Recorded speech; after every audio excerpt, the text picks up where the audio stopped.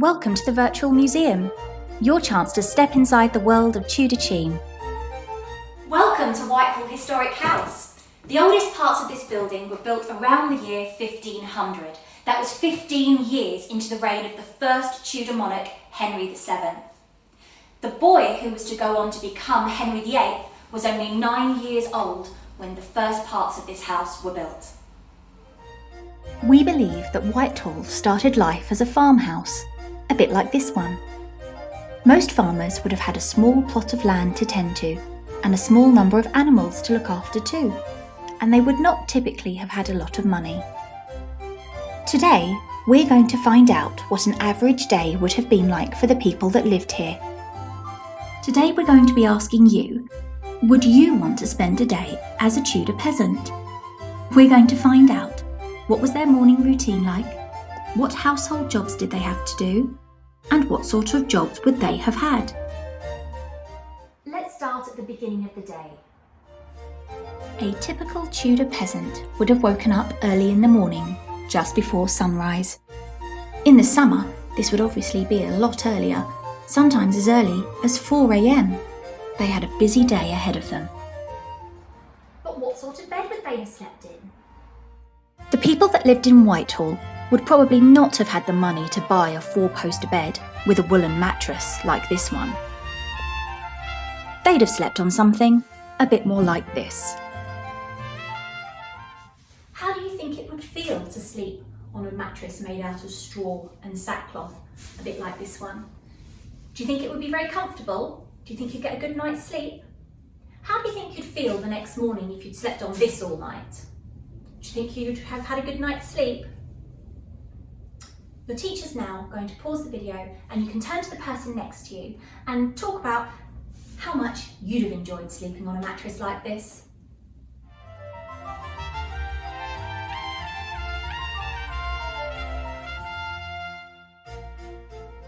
Well, I think it could be quite dusty and dirty sleeping on a straw mattress. You can see also the sacking has little holes in it and pieces of straw start sticking through quite quickly, which I think would feel really itchy and scratchy if you were lying on it. The straw flattens down, so each morning you'd need to shake it up, give it a good old shake to get all the lumps out, or you'd feel very stiff in the morning as well. It would start to get squished down and you'd need to keep stuffing it with fresh straw to keep it full as well. And also you could end up with insects nesting in it. Just imagine waking up and feeling spiders crawling over you. Not very nice.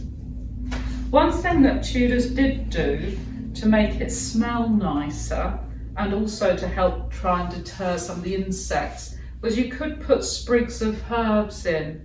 So things like rosemary, lavender, which also they thought was an aid to good sleep, and sage were sometimes used. I still think I'd prefer my nice modern memory foam mattress though, wouldn't you? So, the Tudor family who lived at Whitehall would have woken up on their straw mattresses, and then they'd have gone on to use the privy. But what was a privy? A privy is basically a Tudor toilet. In a house like this, they were often either a piece of wood with a hole cut in it, which would be positioned over a bowl, or over a hole in the ground. Well, that certainly doesn't sound very hygienic. The Tudors' washing routine was very different to the one that we have today. There were no bathrooms. They would wash themselves in their chambers, and they didn't use much hot water. So if we saw that today, I think we'd be really quite confused. So why do you think this was? Why do you think they didn't use lots of hot water when they washed themselves? Can you think why that might be? Your teacher's going to pause the video now and you can talk to the person next to you and see if you can think why they wouldn't have had big hot baths in Tudor England.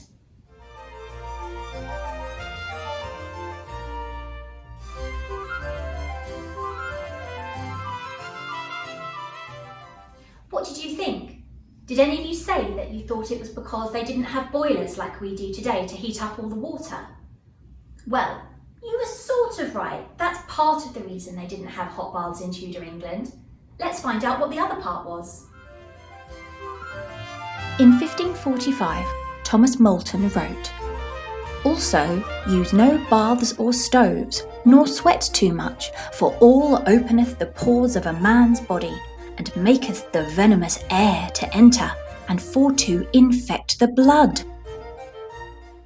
Yes, the Tudors believed that bad air could get into your body through the pores in your skin, the little holes, and make you unwell. In the morning, your average Tudor person would have got out of bed and wanted to give themselves a wash. They'd have used a bowl of cold water, which might have been scented with herbs a bit like this, or some flower petals. Once they'd done that, they'd then want to perhaps give themselves a bit more of a thorough clean. And to do this, they'd have used a coarse piece of linen like this, and they'd have rubbed their skin with it. This would get rid of all the sweat, all the dirt, and all the impurities from their pores. Just because the people in Tudor England didn't bathe in the same way that we do today, it doesn't mean that they were dirty. They also were very aware of problems caused by wearing dirty clothes, and would all wear a long linen undershirt underneath their outer clothes. This would be laundered every day and kept fresh. Once they'd washed their hands and face and put on a clean undershirt, it would then be time for them to turn their attention to their teeth. While there was no such thing as toothpaste, there were things that could be used to keep teeth clean. Now we have a little quiz for you. Which of these things do you think Tudors did not use to keep their teeth clean? Soot, chalk, salt, or sugar? So again, which one of these did Tudors not use to keep their teeth clean? Your teacher's going to pause the video now while you talk to your partner and see what they think.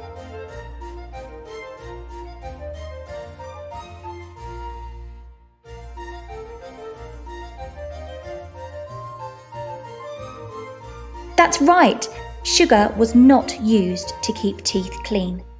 Not only was sugar incredibly expensive, but even then they knew it was very bad for your teeth. Soot, chalk or salt would have been rubbed directly into teeth and gums with a finger or a soft cloth. There were no toothbrushes. When we think of teeth in Tudor England, a lot of us imagine bad teeth, brown, dirty teeth with accompanying bad, smelly breath. But this wasn't necessarily the case. The Tudors were very conscious of their dental hygiene. Remember, there were no anaesthetics, no antibiotics. You really didn't want to have a bad dental infection. So when they were rinsing their face in the morning, they would wash out their mouths with clean water. And after eating, it was expected that people would use a toothpick to remove any food fragments between your teeth. Now we've thought about washing, brushing our teeth and using the privy, we can think about what else we do when we wake up in the morning. Now I don't know about you, but I always make sure I brush my hair. So, how did Tudors look after their hair? Well, we already know that they didn't use hot water to wash with. They also didn't have shampoo and conditioner, so they wouldn't have been involved.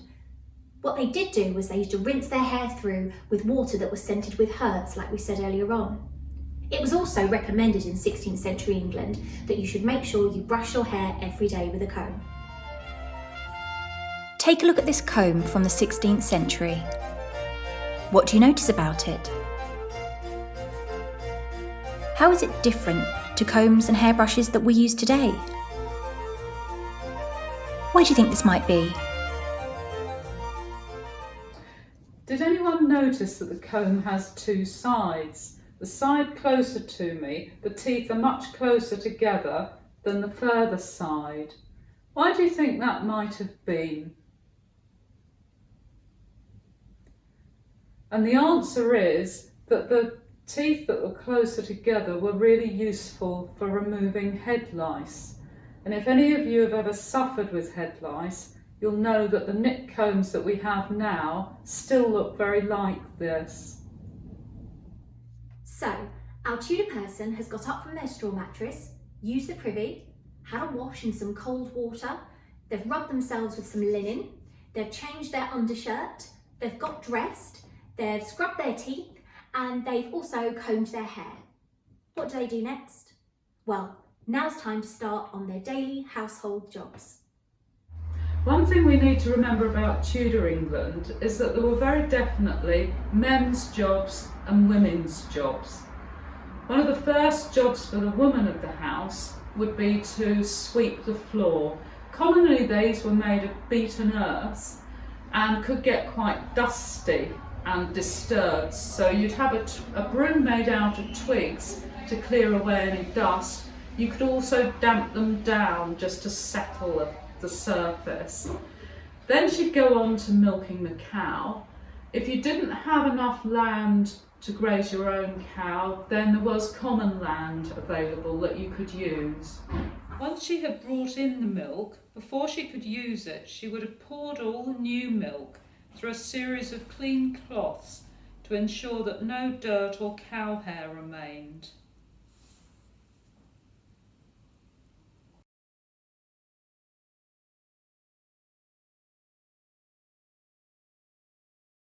So our Tudor woman might have been awake for as long as 2 hours before she even sat down to eat any breakfast.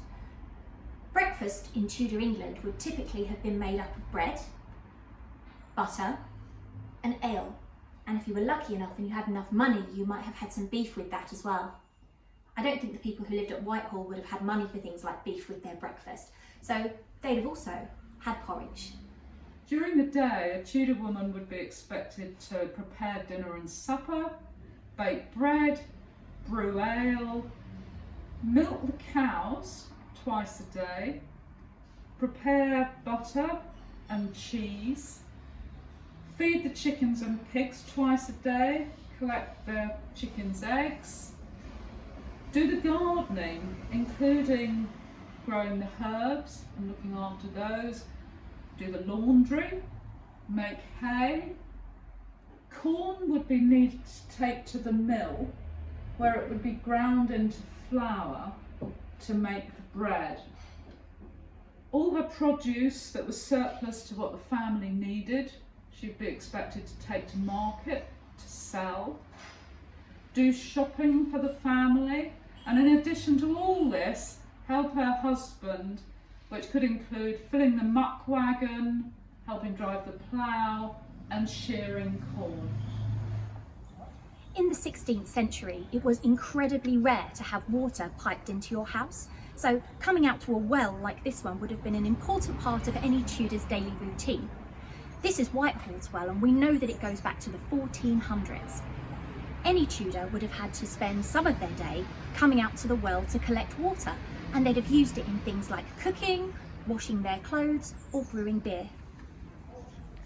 Cheam was well known as an area for keeping sheep, and therefore really important the wool industry that came from this.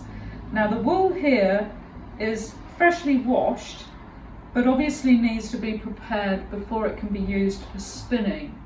One of the processes for this was using carding combs to help draw out the strands of the fleece.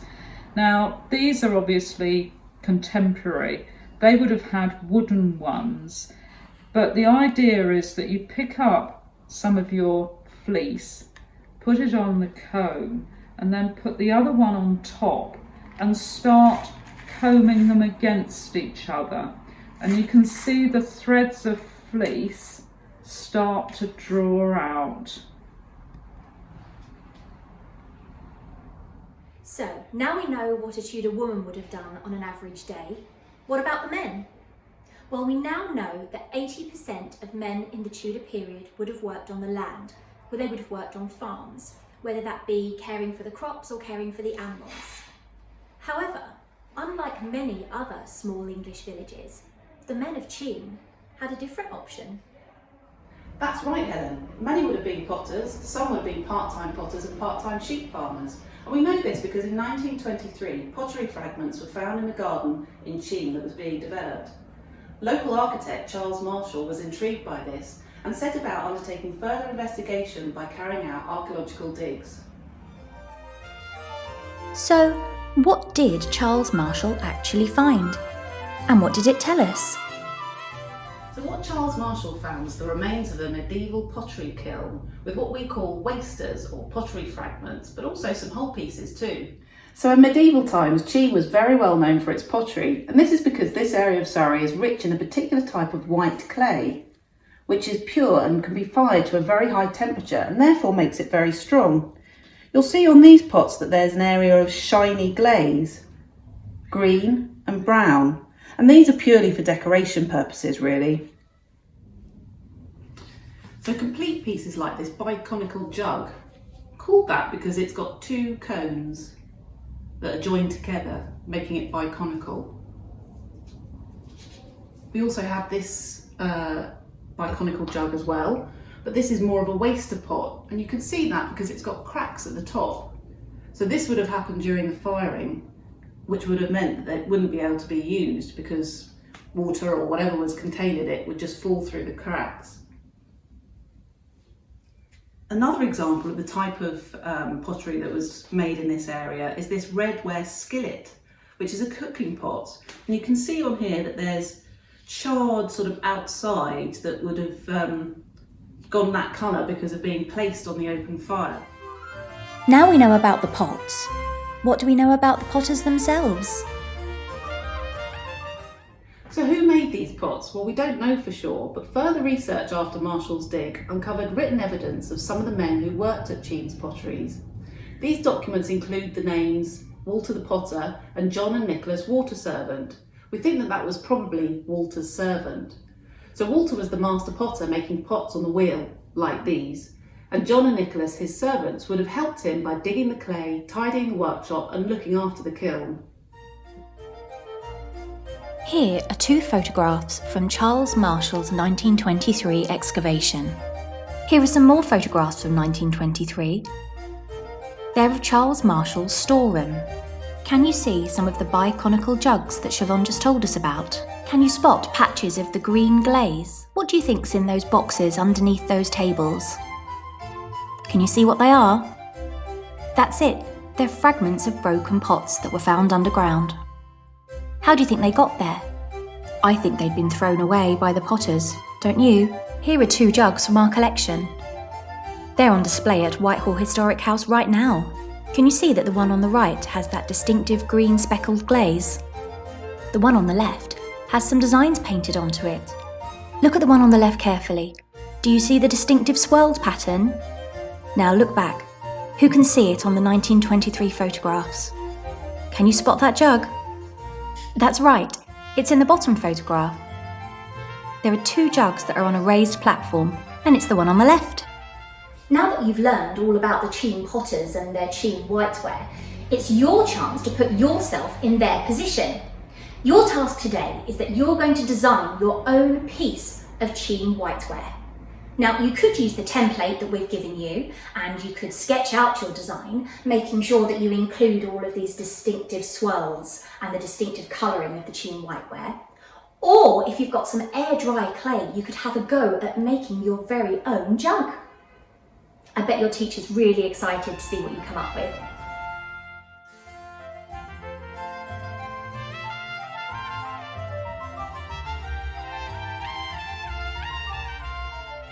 Now, the time's come for you to turn to the person next to you.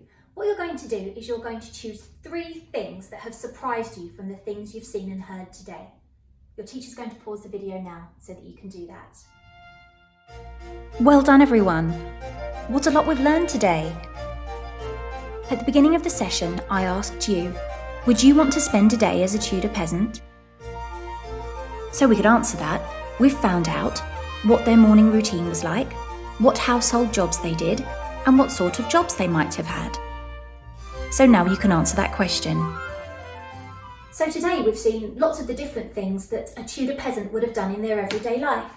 How does this compare to the things that you do in your everyday life? What's the same? What's different? Think about the household jobs that your parents or the other people you live with do. Are they the same as they would have done in the Tudor period? What do you think? Thank you so much for joining us here at Whitehall Historic House today. We're open at weekends and on lots of school holidays as well, and we've always got fun activities going on. So when you go home today, do tell your parents and your guardians about us and get them to bring you along so you can see the house in person one day. Thank you. Bye.